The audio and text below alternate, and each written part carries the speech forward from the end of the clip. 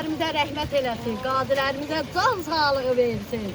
Şükür, Allah'ın bu gününe çok şükür ki bu Qarabağ torpağını aldılar. Sağ olun, var olun, qadanızı alın. Şükür, şükür, şükür. Allah köməyiniz olsun. Gel. Hal-hazırda 10 nəfər ailə ilə gəlmişəm.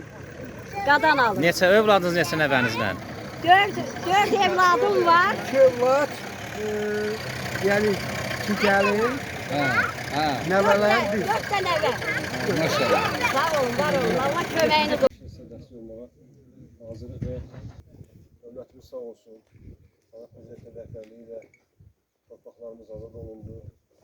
Yolda şəhid olanlarımız Allah'tan rəhmət edirik, qazilərimizə sağ olun deyirik.